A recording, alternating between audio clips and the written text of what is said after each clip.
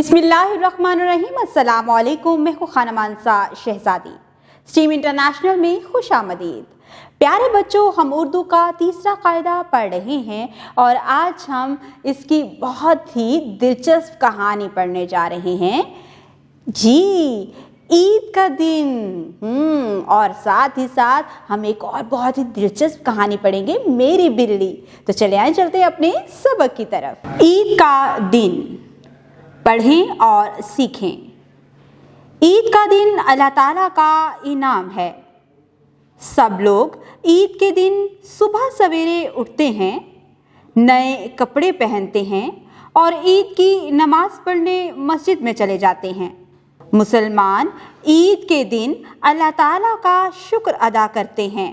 बच्चे भी ईद के दिन खुश होते हैं। उन्हें अपने बड़ों से ईदी मिलती है।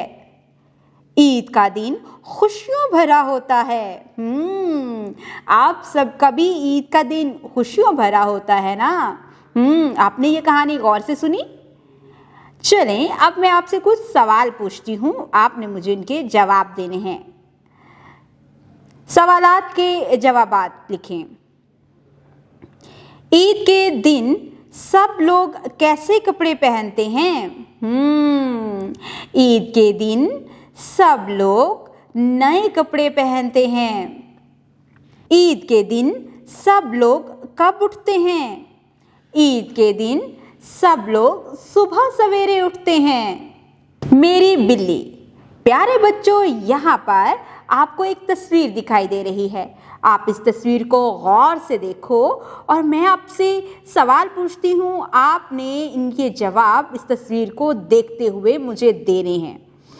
बिल्ली कहाँ बैठी है? बिल्ली अपने कमरे में फर्श पर बैठी है। बिल्ली के पास क्या रखा है? जरा गौर से देखो, बिल्ली के पास क्या रखा है? बिल्ली के पास दूध रखा है।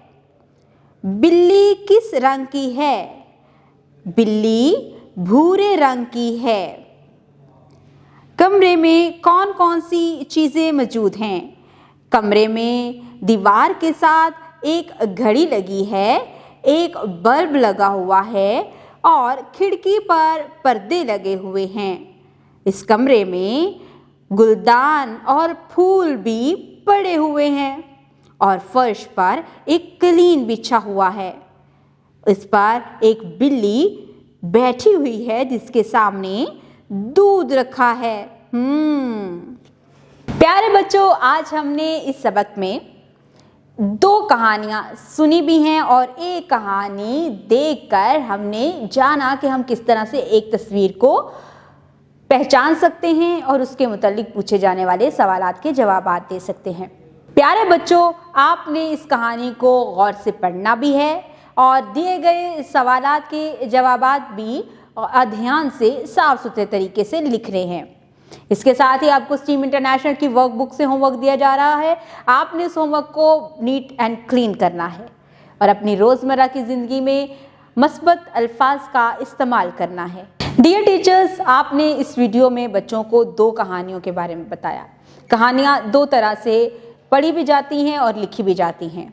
एक कहानी में हमने बच्चों को एक लिखा हुआ तहरीरी मवाद दिया है। आप बच्चों को कहें कि वो इस तहरीरी मवाद को गौर से पढ़ें और फिर पूछे जाने वाले सवालात के जवाब भी दें, जो कि ज़ुबानी भी होंगे और नीचे दी गई खाली जगह पर बच्चे खुद से लिखेंगे भी। दूसरी कहानी मेरी बिल्ली। ये कहानी एक तस्वीरी कहानी है। बच्चों से कहें कि वो इस कहानी की तस्वीर को गौर से देखें और देखने के बाद हमें बताएं कि उन्होंने इस तस्वीर में क्या क्या देखा। उसके मुतालिक दिए गए सवालात बच्चों से पूछें। बच्चे जब तस्वीर को गौर से देखेंगे तो वो उन सवालों के मुताबिक उस तस्वीर में से जवाब देंगे।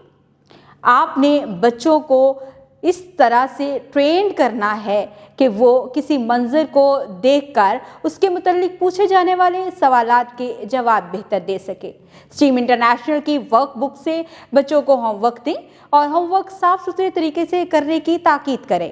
उम्मीद करती हूँ आपने इस वीडियो से बहुत कुछ सीखा होगा। मज़ीद सीखने और जानने के लिए हमारे साथ रहिएगा। मिलते हैं अगली वीडियो में, तब तक के लिए खुदा हाफिज़।